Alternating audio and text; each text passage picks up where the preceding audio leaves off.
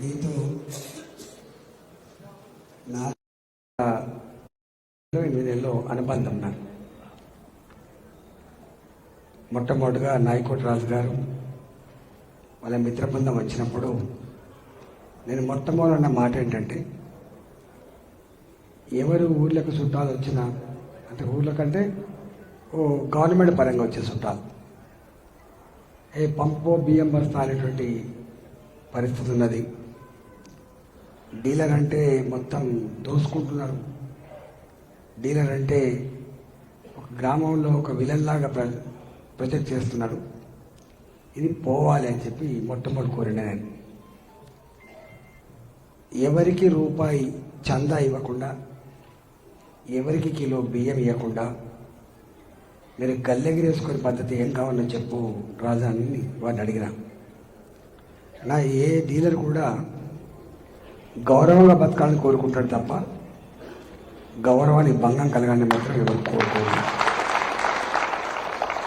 పేరు మాది, ఊరేమో అనేక రకాల వ్యక్తులు ఉంటుంది, ఆ మాట అద్దు అని చెప్పాడు. నాకు తెలిసి దేశం మొత్తంలో మొట్టమొదటిసారిగా అనేక రిఫార్మ్స్ తీసుకొచ్చిన రాష్ట్రం తెలంగాణ రాష్ట్రం. నేను ఒకటే కోరిన, మీరు మంచిగా బతకాలంటే ఏం కావాలి? మా కమిషన్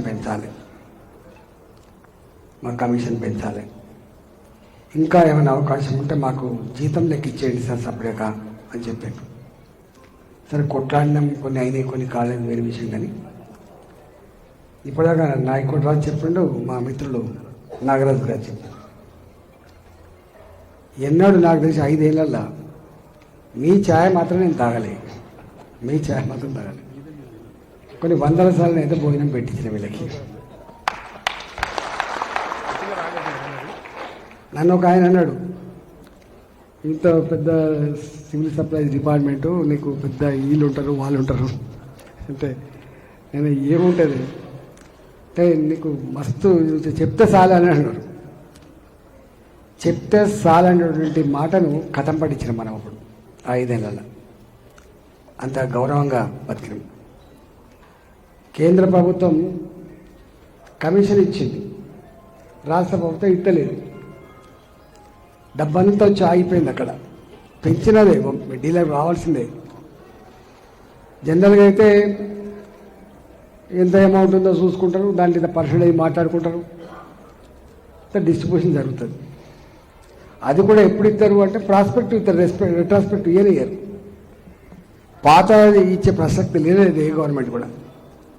మీకు ఎప్పుడైతే నిర్ణయం తీసుకున్నామో అప్పటి నుంచి మీ పెరిగిన కమిషన్ రావాలి. నేను సరే అప్పుడు నాకు చనువు ఎక్కువ ఉండే కావచ్చు, ధైర్యం ఎక్కువ ఉండొచ్చు, చేయాలనే తపన ఉండొచ్చు, పేదోళ్లకు బుక్కడి బోబెట్టే డీలర్లు అనేటువంటి మమకారం ఉండొచ్చు. ఇవాళ వచ్చిన ప్రతి డబ్బు, ప్రతి 200 కోట్ల పైచీలు కావచ్చు, మొట్టమొదటిసారిగా 50,000 రూపాయల నుంచి మొదలుపెట్టి 4 లక్షల రూపాయల వరకు చెక్కులు పొందినటువంటి డీలర్లు ఉన్నారు ఇక్కడ. 50,000 నుంచి 4 లక్షల రూపాయలు రావచ్చు. అంటే సింగిల్ పైసా ఖర్చు కాకుండా మేమే మిగతా దావత్ ఇచ్చి ₹1 ఇక్కడ ఆయిరపేరు లేకుండా ఎవరి అకౌంట్లలో వాళ్ళకు ఆ చెక్కులు ఇచ్చి ఆ సివిల్ సప్లై యొక్క ఔన్నత్యాన్ని పెంచింది అప్పుడే అనుకుంటా. నాకు తెలిసి అప్పుడే పెంచినాం. డిపార్ట్మెంట్ ఏమో గమ్మత్తైన డిపార్ట్మెంటు, కట్టే చెప్తారా, మస్తు మాట చెప్తారు, కానీ అన్నీ ఉంటాయి అంటారు. ఏముండవు. మీతో మీటింగ్లు ఎన్నిసార్లు పెట్టినాం. రేషన్ వీళ్ళతో కూడా మీటింగ్ పెట్టినాం. రైస్ మిల్లర్తో ఫస్ట్ టైం మీటింగ్ పెట్టినాం. రైస్ మిల్లర్స్ వీళ్ళతో కూడా మీటింగ్ పెట్టాం. ఒకటే చెప్పేది, నో, మీరు వచ్చి తప్పులు చేసి మంత్రుల చాంబర్ల కాడ దర్వాజా పట్టుకొని ఉండే కల్చర్ పోవాలి, ధర్మంగా ఉండాలి. ఏం కావాలి వాళ్ళకు కూడా, వాళ్ళకి ఇట్లే కోరినారు. మీరు ఎట్లా రేషన్ డీలర్షిప్ అమౌంట్ పెంచుకున్నారో వాళ్ళకు కూడా అప్పుడు ₹15 ఉండే. ఉండే 30 చేసినాం, 25 ఉంటే ₹50 చేసాం, డబుల్ చేసాం. ఈ రెండింటికి నేను అప్పుడు ధైర్యంగా నిర్ణయం తీసుకున్నా, కానీ నాకు తెలియదు పైకి పంపాలి, సంతకం కావాలని చెప్పి. అది ఎంత ఎఫెక్ట్ పడదో నాకు ఎరిగి దానికి మూల్యం తర్వాత చెల్లించుకున్నాను. అంటే జనరల్గా ఎప్పుడు కూడా ప్రభుత్వం ట్రాన్స్పరెంట్గా బిజినెస్ నడిపే పద్ధతి, మనం ఏ ప్రభుత్వపరమైనటువంటి ఈ పథకాలు కానీ లేదా ఇట్లాంటి సంక్షేమ పథకాలు కానీ ఇస్తున్నప్పుడు వాళ్ళ పట్ల గౌరవం ఉండాలి. ఆ డీలర్ల పట్ల గౌరవం ఉంటే గవర్నమెంట్కి మంచి పేరు వస్తుంది. డీలర్ చెడ్డ పేరు వచ్చిన తర్వాత గవర్నమెంట్కి మంచి పేరు వచ్చే ఆస్కారం లేదు. ఎందుకంటే కంట్రోల్ చేయాల్సింది, ట్రాక్లో పెట్టాల్సింది, మంచి పేరు తెచ్చుకోవాల్సింది, వాళ్ళ ద్వారా మళ్ళీ మంచి పొందాల్సిందంతా కూడా గవర్నమెంటే. కానీ ఎందుకో డీలర్లు అంటే చిన్న చూపు ఉంటుంది. ఇక నాకు తెలుసు ప్రతి ఇంటితో సంబంధం ఉండే ఏకైక వ్యక్తి వాళ్ళ డీలర్. 80 లక్షలు. మనం ఎంత పెద్దోళ్ళం, మన జీతం ఎంత, మన కమిషన్ ఎంత, ఇదంతా పక్కకు పెడితే ఒకటి మాత్రం సత్యం, దాదాపు 84 లక్షలు అప్పుడు ఉండొచ్చు. 1,05,00,000 కుటుంబాలు ఉంటే 84 లక్షల మందికి అప్పుడు కార్డ్స్ ఉండే. ఇప్పుడు పెరిగిన తర్వాత మళ్ళీ 90 లక్షలు 95 లక్షలు నాకు తెలియదు. కానీ అంటే ఒక మాట చెప్పాలంటే ఒక 10-15% మినాయిస్తే 10-15% మినాయిస్తే అందరితో ప్రత్యక్ష సంబంధం ఉన్న వాళ్ళు డీలర్లు.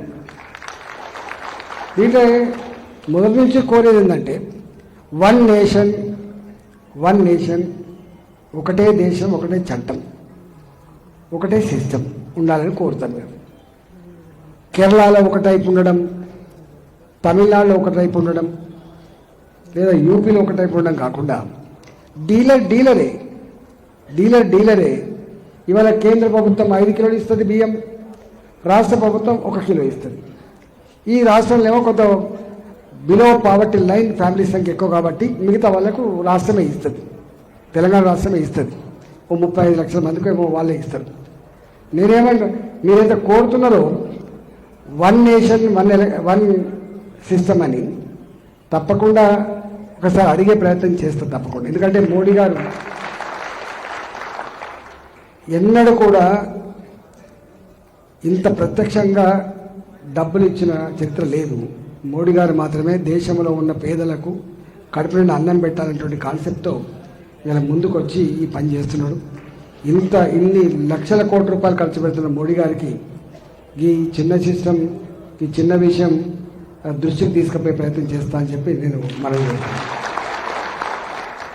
రెండవది, జనరల్గా ఇది డిపార్ట్మెంట్ చాలా ఇంపార్టెంట్ డిపార్ట్మెంట్ అని నేను అంటాను. సివిల్ సప్లై డిపార్ట్మెంట్ చాలా ఇంపార్టెంట్ డిపార్ట్మెంట్. మీతో ఏ నెల కానేలా కమిషనర్లు మీటింగ్ పెట్టాలి, మంత్రులు మీటింగ్ పెట్టాలి, ఎట్లా నడుస్తుంది, ఎట్లా పోతుందని చెప్పి అనుకోవాలి. కానీ కొద్దిమందికి వాళ్ళతో మాట్లాడడానికి కూడా ఇష్టపడరు, కలవడానికి కూడా ఇష్టపడరు. నువ్వు ఏ చైర్ మీద కూర్చున్నావో, ఏ బాధ్యతను నిర్వహిస్తున్నావో ఆ బాధ్యతని గొప్పగా ఇంప్లిమెంట్ చేసేవాళ్ళు గ్రాస్ రూట్ లెవెల్లో డీలర్లు మాత్రమే కదా.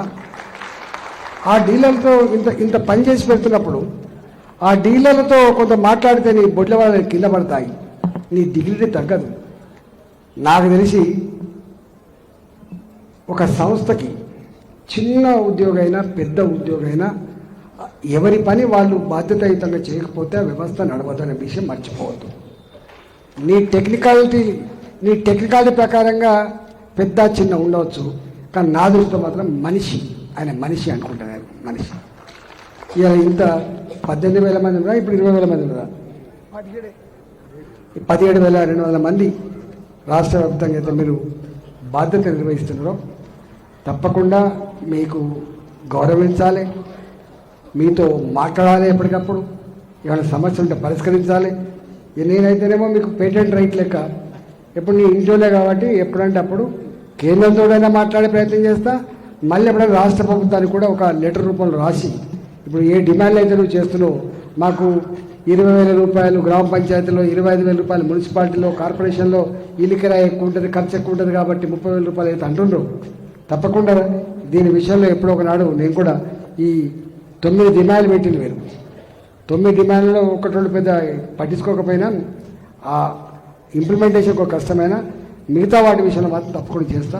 మొన్న మీరు మాకు ఉప్పలోళ్ళు వచ్చిండ్రు, ఉప్పలోళ్ళేనా మొన్న వచ్చిన గోధుమలు ఇస్తలేరు వచ్చిండ్రు, ఉప్పలు వెంటనే చెప్పిన నేను గోధుమలు వస్తలేవు అని చెప్పగానే వెంటనే చెప్పి నాకు తెలిసి ఈ నెల నుంచి వాళ్ళకు కట్టుకునేటువంటి అవకాశం రావచ్చు. ఇచ్చినారే?